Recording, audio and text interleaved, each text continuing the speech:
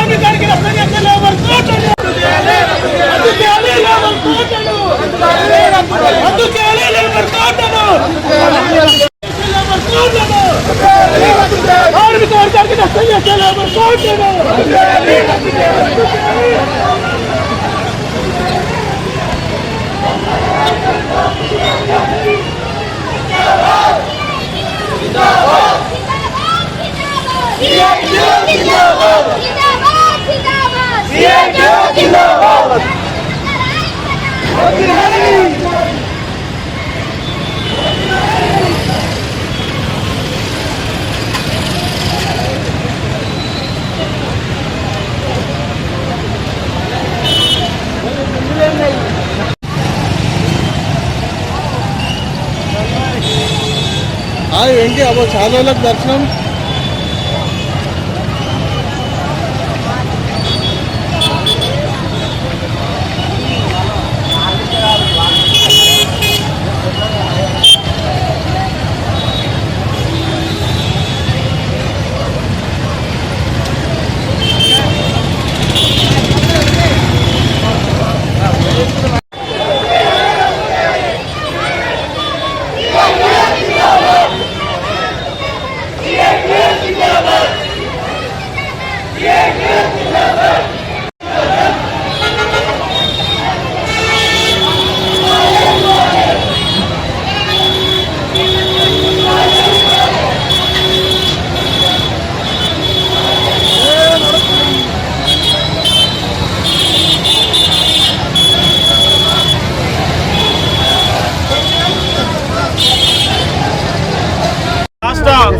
కనీస వేతనాల సలహా మండలి మాజీ చైర్మన్, BITU రాష్ట్ర ప్రధాన కార్యదర్శి మాజీ మిత్రులారా, ఈరోజు దేశవ్యాప్తంగా కార్మిక వర్గం కోట్లాది మంది దేశవ్యాప్తంగా స్ట్రైక్ చేస్తున్నారు.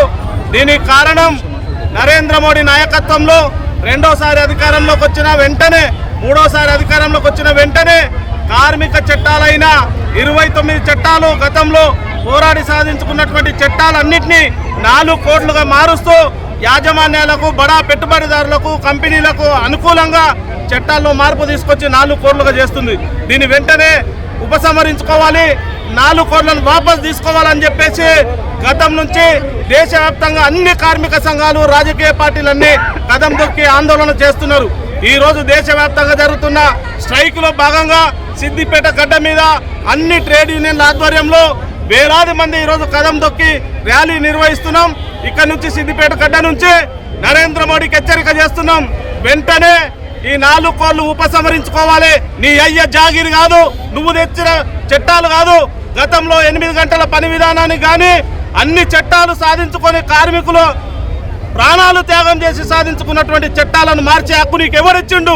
గతంలో రైతులకు సంబంధించినటువంటి చట్టాలు కూడా అదే విధంగా చేసినావు. కాబట్టి కార్మికుల యొక్క కన్నెర్ర చేసిండ్రు. ఈరోజు కార్మిక వర్గం యొక్క కన్నెర్ర చేస్తే ఏ ప్రభుత్వాలైనా కూలిపోయేటటువంటి పరిస్థితి ఉంది. ఈరోజు అన్ని రంగాలు, ప్రభుత్వ రంగ సంస్థలన్నీ కూడా బడా పెట్టుబడిదారులకు అప్పచెప్తున్నావు. LIC కానీ, బొగ్గు కానీ, మైనింగ్ కానీ అన్ని రంగాలను బడా కార్పొరేట్ శక్తులకు అప్పచెప్తున్నావు. అందుకని కార్మిక చట్టాలను వెంటనే ఉపసంహరించుకోవాలి. ఇక్కడ రాష్ట్ర ప్రభుత్వంలో ఉన్నటువంటి రేవంత్ రెడ్డి గారికి, కాంగ్రెస్ ప్రభుత్వానికి ఒక విన్నపం చేస్తున్నాం. మేము కేంద్రం తీసుకొచ్చినటువంటి ఈ 4 కోట్లను ఇక్కడ అమలు చెయ్యమని చెప్పేసి నరేంద్ర మోడీకి రేవంత్ రెడ్డి చెప్పాలని చెప్పేసి ఈ సభా సందర్భంగా డిమాండ్ చేస్తున్నాం. రైతాంగానికి గుడ్డలు పెట్టుగా ఉన్నటువంటి చట్టాలను వెంటనే వెనక్కి తీసుకోవాలని డిమాండ్ చేస్తూ దేశవ్యాప్తంగా ఈరోజు సార్వత్రిక సమ్మె జరగబోతా ఉంది. ఈ సార్వత్రిక సమ్మెలో భాగంగా సిద్దిపేట జిల్లా కేంద్రంలో కార్మికులు తమ యొక్క చిన్న చిన్న కంపెనీలో పనిచేసే కార్మికులు అనేక మంది కార్మికులు ఈరోజు రోడ్డు మీదకి వచ్చి ఈ సార్వత్రిక సమ్మెను జయప్రదం చెప్పి కలం దొక్కినటువంటి పరిస్థితి సిద్దిపేట జిల్లా వ్యాప్తంగా కొనసాగుతూ ఉంది. ముఖ్యంగా మిత్రులారా, ఈరోజు అనేకమైనటువంటి త్యాగాలు చేసి కార్మిక చట్టాలను రూపొందించినటువంటి మరి కార్మికులు అనేక త్యాగాలు అనేకమైనటువంటి పోరాటాల ఫలితంగా కార్మిక చట్టాలు వస్తే నరేంద్ర మోడీ నాయకత్వంలో కార్మిక చట్టాలను పూర్తిగా నిర్వీర్యం చేసి యూనియన్లు పెట్టకుండా కార్మికులకు కనీస వేతనాలు ఇవ్వకుండా 8 గంటల పని దినాన్ని ఈరోజు 12 గంటలకు పెంచేటువంటి ఒక దుర్మార్గమైనటువంటి చర్యలను ఈరోజు నరేంద్ర మోడీ నాయకత్వంలో కార్మిక వ్యతిరేక విధానాలను మరింత వేగవంతంగా మరి రూపొందించేటువంటి విధానాలకు వ్యతిరేకంగా ఈరోజు దేశవ్యాప్తంగా సార్వత్రిక సమ్మె జరగబోతా ఉంది.